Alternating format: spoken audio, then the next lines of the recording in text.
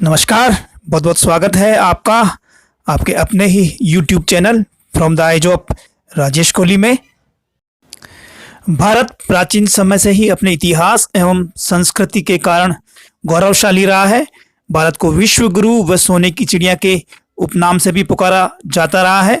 हमारा आदर्श वसुधैव कुटुंबकम और सर्वे भवन्तु सुखिनः सर्वे सन्तु निरामया रहा है। उत्खनन और पुरातात्विक अवशेषों के आधार पर भारतीय संस्कृति विश्वव्यापी व वृहत्तम स्वरूप दिखाई देता है। भारत के समुद्र पार प्रदेशों को द्वीपांतर कहा गया है, जिनमें Brahmadesh, Shyam, Indonesia, Malaysia, Australia, Borneo, Philippines, Japan व कोरिया है। यहाँ पर व्यापारिक गतिविधियों के माध्यम से भारतीयों ने राजनीतिक व सांस्कृतिक साम्राज्य स्थापित किए। भारतीय जल व थल दोनों मार्गों से विश्व के विभिन्न देशों में पहुंचे और वहां के निवासियों को अपने धर्म व संस्कृति से परिचित कराया। इन साहसी वीरों ने भारतीय दर्शन विज्ञान, ज्योतिष, स्थापत्य, युद्धशास्त्र, नीतिशास्त्र, संगीत व वैदिक ग्रंथों का विश्व में प्रचार किया। भारत के स्वर्णिम कालों में सिंधु सरस्वती सभ्यता, वैदिक सभ्यता, रामायण एवं महाभारत कालीन सभ्यता एवं संस्कृति प्रमुख है। सिंधु सरस्वती सभ्यता अपनी स्थापत्य की दृष्टि से सर्वोत्कृष्ट थी, तो रामायण और महाभारत भारत के विभिन्न आदर्श एवं नीति ग्रंथों के रूप में प्रसिद्ध रहे हैं। और महाजनपद काल गणतंत्रात्मक एवं संवैधानिक व्यवस्था का आदर्श रहा है। उत्तर वैदिक काल में विभिन्न जनपदों का अस्तित्व था। उत्तर वैदिक काल तक पूर्वी उत्तर प्रदेश तथा पश्चिमी बिहार में लोहे का व्यापक रूप से उपयोग होने लगा। इससे भौतिक जीवन में व्यापक परिवर्तन हुए। अब समाज स्थायी जीवन यापन जीने लगा। कृषि, उद्योग, व्यापार, वाणिज्य आदि के विकास से छोटे छोटे जनपद अब बड़े जनपदों में परिवर्तित होने लगे। ईसा पूर्व 6ठी शताब्दी तक आते आते जनपद महाजनपदों के रूप में विकसित हो गए। महाजनपद काल, उक्त काल में उत्तर भारत में अनेक विस्तृत और शक्तिशाली स्वतंत्र राज्यों की स्थापना हुई, जिन्हें हम महाजनपद के नाम से जानते हैं। बौद्ध धर्म ग्रंथ अंगुत्तर निकाय में इन 16 महाजनपदों का उल्लेख है, जो इस प्रकार है। काशी, जिसकी राजधानी वाराणसी, कुरु, जिसकी राजधानी इंद्रप्रस्थ, अंग, जिसकी राजधानी चंपा, मगध, जिसकी राजधानी राजगृह या गिरिव्रज, वज्जी, जिसकी राजधानी विदेह और मिथिला, मल्ल, जिसकी राजधानी कुशावती या कुशीनारा, चेदी, जिसकी राजधानी है सक्तमती, वत्स, जिसकी राजधानी है कौशाम्बी, कौशल, जिसकी राजधानी अयोध्या। बुद्ध काल में इसके 2 भाग थे। उत्तरी भाग की राजधानी साकेत, दक्षिणी भाग की राजधानी श्रावस्ती। पांचाल, इसकी उत्तर पांचाल की राजधानी अहिछत्र, दक्षिण पांचाल की राजधानी कांपिल्य। मत्स्य, जिसकी राजधानी विराटनगर, सूरसेन, जिसकी राजधानी मथुरा,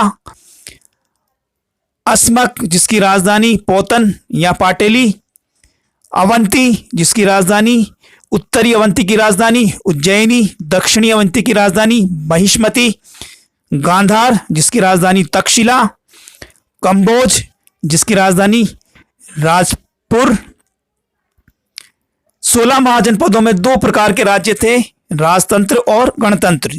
इसमें कौशल, वत्स, अवंती और मगध ये सर्वाधिक शक्तिशाली राजतंत्र थे। 6ठी शताब्दी ईसा पूर्व में अनेक गणतंत्र राज्यों का अस्तित्व भी था, जिनमें प्रमुख थे कपिल वस्तु के शाक्य, सुमारगिरी के बाघ, अल्लकप के बुली, केसपुत के कालाम, रामग्राम के कोलिये, कुशीनारा के मल्ल, पावा के मल्ल, पीपलीवन के मौर्य, वैशाली के लिच्छवी और मिथिला के विदेह। राजस्थान के प्रमुख जनपद। राजस्थान में भी जनपदों का उदय देखने को मिलता है। यूनानी आक्रमण के कारण पंजाब की मालव, शिवी, अर्जुनायन आदि जातियां जो अपने साहस और शौर्य के लिए प्रसिद्ध थी, राजस्थान में आई और यहीं पर निवास करने लगी। इस प्रकार राजस्थान के पूर्वी भाग में जनपदीय शासन व्यवस्था का सूत्रपात हुआ। राजस्थान में प्रमुख जनपद इस प्रकार थे: जांगल, वर्तमान बीकानेर और जोधपुर के जिले महाभारत काल में जांगल देश कहलाते थे। कहीं कहीं इसका नाम कुरु जांगला और माद्रे जांगला भी मिलता है। इस जनपद की राजधानी अहिछत्रपुर थी, जिसे इस समय हम नागौर के नाम से जानते हैं। बीकानेर के राजा इसी जांगल देश के स्वामी होने के कारण स्वयं को जांगलधर बादशाह कहते थे। बीकानेर राज्य के राज्य चिन्ह में भी जय जांगलधर बादशाह लिखा मिलता है। मत्स्य जनपद, वर्तमान जयपुर के आसपास का क्षेत्र मत्स्य महाजनपद के नाम से जाना जाता था। इसका विस्तार चंबल के पास की पहाड़ियों से लेकर सरस्वती नदी के जांगल क्षेत्र तक था। आधुनिक अलवर और भरतपुर के कुछ भूभाग भी इसके अंतर्गत आते थे। इसकी राजधानी विराटनगर थी, जिसे वर्तमान में बेराट नाम से जाना जाता है। मौर्य शासक बिंदुसार से पहले मत्स्य जनपद की स्पष्ट जानकारी का अभाव है। सूरसेन जनपद, आधुनिक ब्रज क्षेत्र में यह महाजनपद स्थित था। इसकी राजधानी मथुरा थी। प्राचीन यूनानी लेखक इस राज्य को सूरसेनोई तथा राजधानी को मेथोरा कहते हैं। महाभारत के अनुसार यहाँ यदु यादव वंश का शासन था। भरतपुर, धौलपुर तथा करौली जिलों के अधिकांश भाग सूरसेन जनपद के अंतर्गत आते थे। शिवी जनपद की राजधानी शिवपुर थी तथा राजा सुसिन ने उसे अन्य जातियों के साथ 10 राजाओं के युद्ध में पराजित किया था। प्राचीन शिवपुर की पहचान वर्तमान पाकिस्तान के सोरकोट नामक स्थान से की जाती है। कालांतर में दक्षिणी पंजाब की यह शिवी जाति राजस्थान के मेवाड़ क्षेत्र में निवास करने लगी। चित्तौड़गढ़ के पास स्थित नगरी इस जनपद की राजधानी थी। मेवाड़ के अनेक स्थानों से शिवियों के सिक्के भी प्राप्त हुए हैं। गणतंत्रात्मक शासन प्रणाली के बावजूद इन जनपदों की राज सत्ता कुलीन परिवारों के हाथों में थी। इन परिवारों के प्रतिनिधि ही संथागार सभा के प्रमुखों के रूप में शासन की व्यवस्था चलाते थे। संथागार के सदस्य निर्धारित विषयों पर अपने विचार व्यक्त कर सकते थे। इसे अन्यू विरोध कहा जाता था। जो विषय विवादग्रस्त होते थे उन पर मतदान कराया जाता था। मतदान में बहुरंगी शलाकाएं काम में ली जाती थी। संथागार जनपदों की सबसे बड़ी संस्था थी। राज्य की नीति के आधारभूत नियमों का निर्धारण इसी सभा में होता था।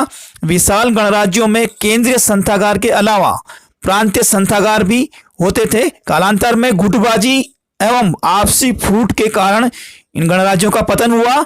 समकालीन राजतंत्रों की विस्तारवादी नीति न्यूनाधिक रूप से इनके पतन के लिए उत्तरदायी रही। प्रिय विद्यार्थियों, आज हमने महाजनपद काल के बारे में पढ़ा है। इससे संबंधित आपका होमवर्क इस प्रकार रहेगा। अति लघुत्तरात्मक प्रश्न में राजस्थान के प्रमुख महाजनपद कौन कौन से हैं, नाम लिखिए। लघुत्तरात्मक प्रश्न में महाजनपद में उल्लेखित गणराज्यों के नाम बताइए। निबंधात्मक प्रश्न में महाजनपदों का उल्लेख करते हुए राजस्थान के प्रमुख जनपदों का परिचय दीजिए। Thank you very much the video. स्वस्थ रहिए, प्रसन्न रहिए।